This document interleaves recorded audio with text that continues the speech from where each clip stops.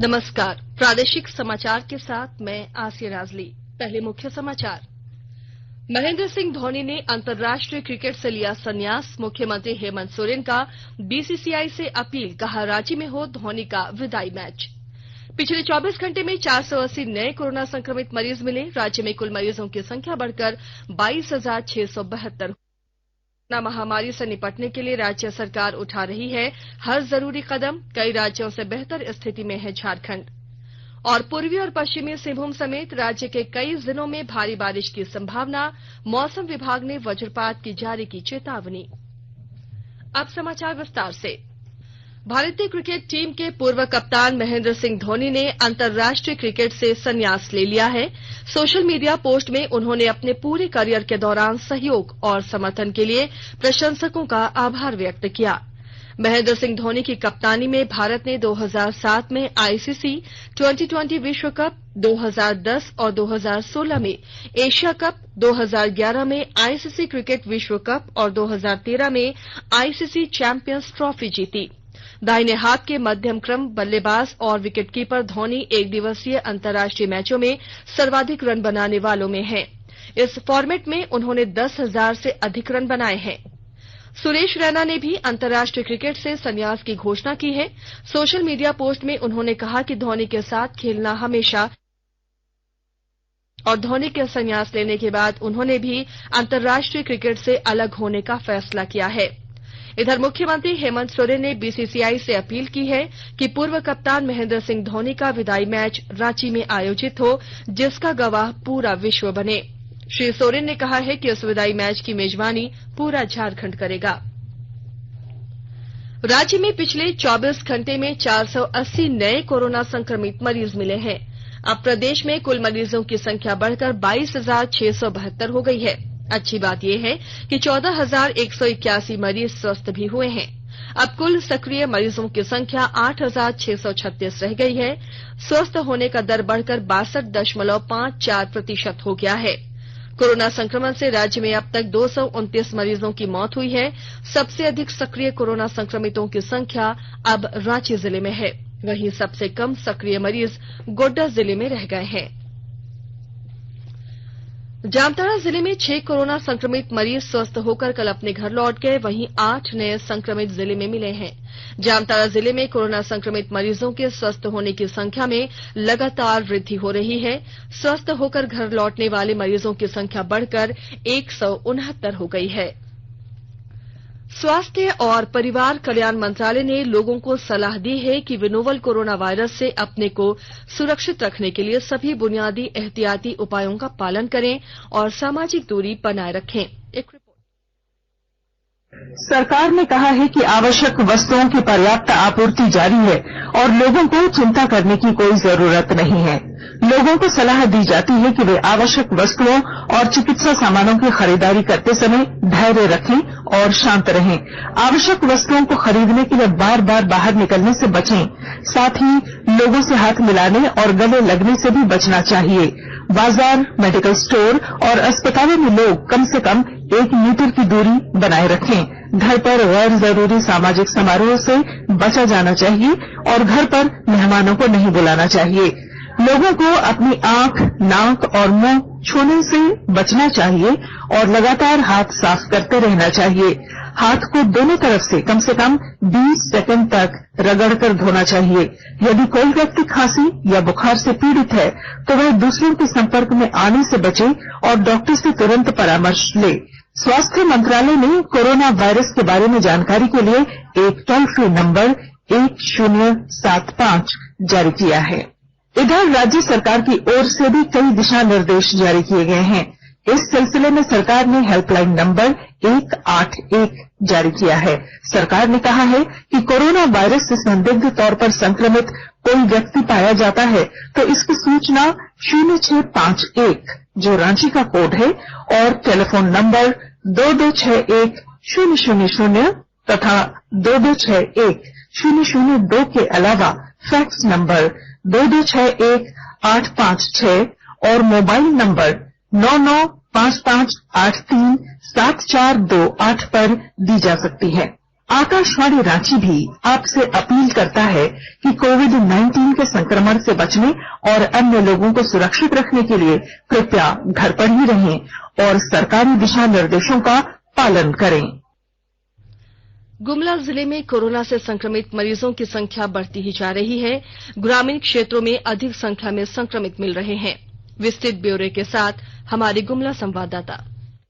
गुमला में कल corona virus से संक्रमित 25 नए मरीजों की पहचान हुई है। इसी के साथ जिले में कुल कोरोना संक्रमितों की संख्या बढ़कर 459 हो गई है, जिसमें 331 स्वस्थ होकर घर जा चुके हैं और 149 कोरोना एक्टिव मरीज हैं, जिनका जिले के कोविड-19 अस्पताल में इलाज किया जा रहा है। अब नए मरीजों की संख्या ग्रामीण क्षेत्र से भी आने लगी है, जो जिले में सामाजिक संक्रमण आरंभ होने के संकेत हैं और यह चिंता का विषय है। हालांकि जिला प्रशासन जिले में तीसरे चरण के संक्रमण को सीधे तौर पर स्वीकार नहीं कर रहा है, लेकिन ऐसी स्थिति से निपटने की तैयारी आरंभ कर दी है। उपायुक्त शिशिर कुमार सिन्हा ने कहा कि मरीजों की संख्या अनवरत बढ़ रही है, इसलिए गुमला पॉलिटेक्निक में 200 अतिरिक्त आइसोलेशन बेड तैयार किया गया है और सभी सुविधाएं उपलब्ध करा दी गई है, ताकि किसी भी परिस्थिति से निपटा जा सके। बलदेव प्रसाद शर्मा, आकाशवाणी समाचार, Gumla.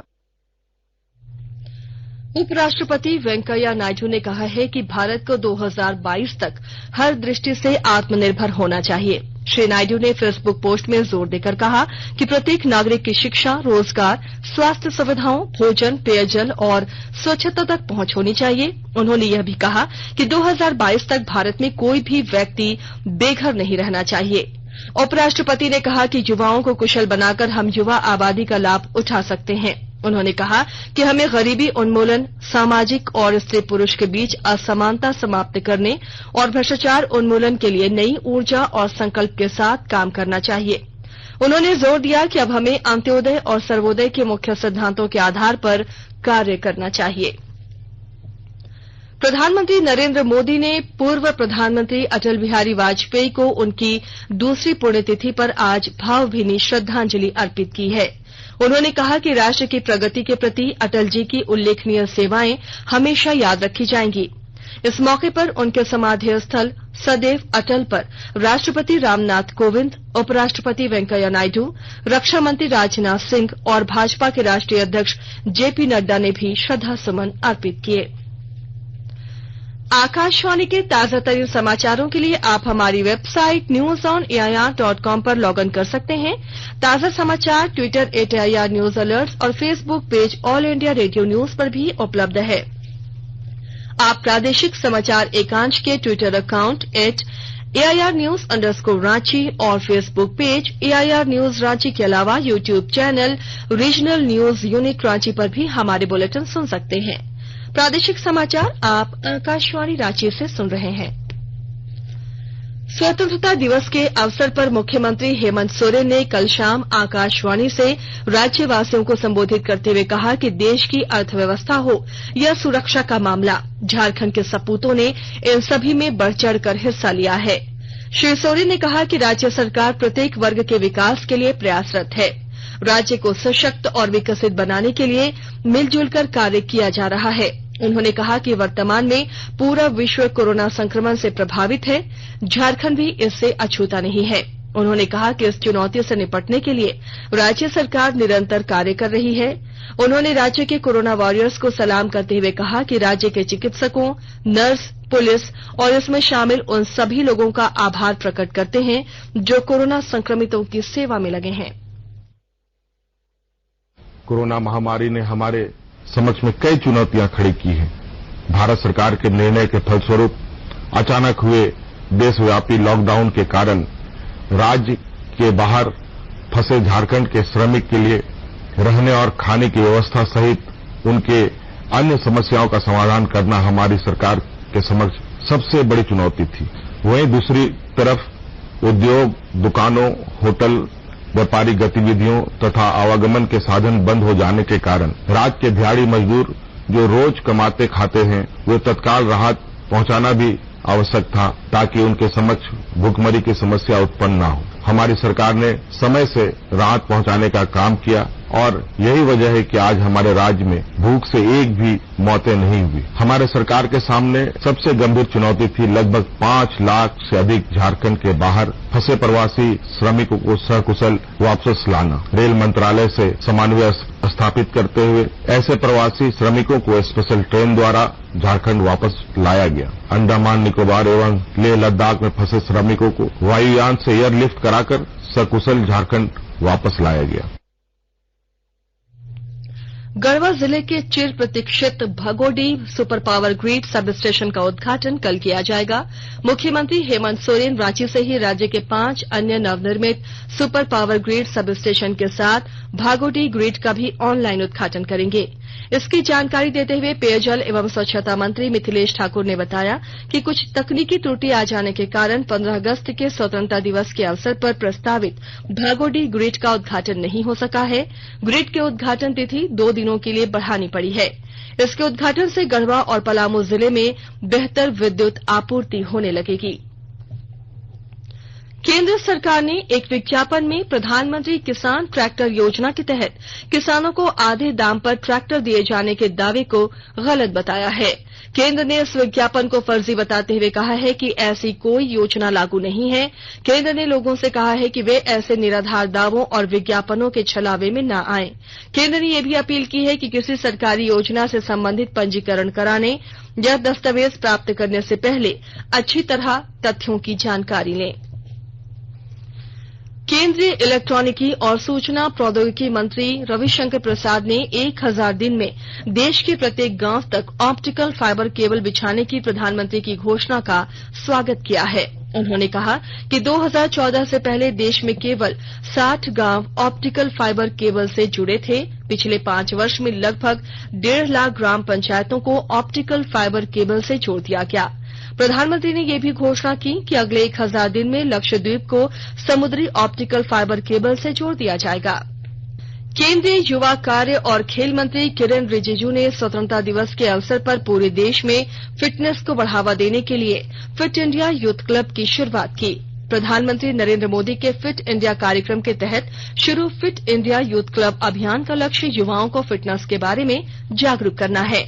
Fit India youth club से नेहरू युवा केंद्र संगठन और राष्ट्रीय सेवा योजना के 75 लाख स्वयंसेवक, स्काउट और गाइड्स, एनसीसी कैडेट और अन्य युवा संगठन जुड़े हैं। जम्मू कश्मीर में वैष्णो देवी यात्रा आज से शुरू हो रही है। कोरोना संक्रमण के कारण यात्रा 18 मार्च से लगभग 5 महीने के लिए बंद थी। श्री माता वैष्णो देवी श्राइन बोर्ड के मुख्य कार्यकारी अधिकारी रमेश कुमार ने कहा कि पिछले सप्ताह के दौरान प्रत्येक दिन सिर्फ 2000 श्रद्धालु को ही यात्रा की अनुमति होगी। इनमें 1900 श्रद्धालु जम्मू कश्मीर के और शेष 100 बाहर के होंगे। श्री कुमार ने बताया कि यात्री पंजीकरण काउंटर पर भीड़भाड़ से बचने के लिए केवल ऑनलाइन पंजीकरण के बाद ही यात्रा की अनुमति दी जाएगी। श्रद्धालुओं को अपने मोबाइल फोन में आरोग्य सेतु ऐप इंस्टॉल करना होगा, फेस मास्क लगाना अनिवार्य होगा और प्रत्येक यात्रा प्रवेश स्थल पर थर्मल स्कैनिंग की जाएगी। राज्य में पूर्वी और पश्चिमी सिंहभूम, सिमडेगा, सरायकेला खरसावां, पलामू, गढ़वा, चतरा, कोडरमा, लातेहार और लोहरदगा जिले में आज भारी बारिश की संभावना जताई गई है। मौसम विभाग के अनुसार रांची जिला समेत आसपास के क्षेत्रों में आज सुबह से ही रुक रुक कर बारिश हो रही है। मौसम विभाग ने इस दौरान वज्रपात की भी चेतावनी जारी की है। भारतीय मौसम विज्ञान केंद्र रांची की ओर से जारी पूर्वानुमान में बताया गया है कि कल से 19 अगस्त तक हल्के और मध्यम दर्जे की बारिश हो सकती है।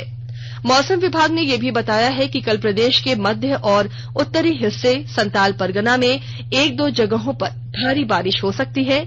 इधर लगातार अच्छी बारिश होने से किसानों में खुशी है। पश्चिमी सिंहभूम जिले के नक्सल प्रभावित गुदरी थाना क्षेत्र के लोढ़ाई से प्रतिबंधित संगठन पीएलएफआई के 4 सदस्यों को पुलिस ने गिरफ्तार किया है। पश्चिमी सिंहभूम जिला पुलिस और सीआरपीएफ 60 बटालियन के संयुक्त ऑपरेशन चलाकर चारों उग्रवादियों को गिरफ्तार किया। इनके पास से 2 पिस्तौल, 2 मैगजीन, 2 बाइक, 4 मोबाइल और पोस्टर बरामद किए गए हैं। पुलिस अधीक्षक इंद्रजीत मेहता ने बताया कि ये चारों पूर्व में गुदड़ी, गोइलकेरा और सोनुआ थाना क्षेत्र में हत्या, पुलिस के साथ मुठभेड़, रंगदारी वसूली और फायरिंग के मामले में भी शामिल रहे हैं। और अब अंत में मुख्य समाचार एक बार फिर। महेंद्र सिंह धोनी ने अंतर्राष्ट्रीय क्रिकेट से लिया संन्यास। मुख्यमंत्री हेमंत सोरेन का बीसीसीआई से अपील, कहा रांची में हो धोनी का विदाई मैच। पिछले 24 घंटे में 480 नए कोरोना संक्रमित मरीज मिले। राज्य में कुल मरीजों की संख्या बढ़कर 22,672 हुई। मुख्यमंत्री ने कहा कोरोना महामारी से निपटने के लिए राज्य सरकार उठा रही है हर जरूरी कदम। कई राज्यों से बेहतर स्थिति में है झारखंड। और पूर्वी और पश्चिमी सिंहभूम समेत राज्य के कई जिलों में भारी बारिश की संभावना। मौसम विभाग ने वज्रपात की जारी की चेतावनी। इसके साथ ही आकाशवाणी रांची से प्रादेशिक समाचार का ये बुलेटिन समाप्त हुआ। घर में रहिए, सुरक्षित रहिए और सुनते रहिए आकाशवाणी।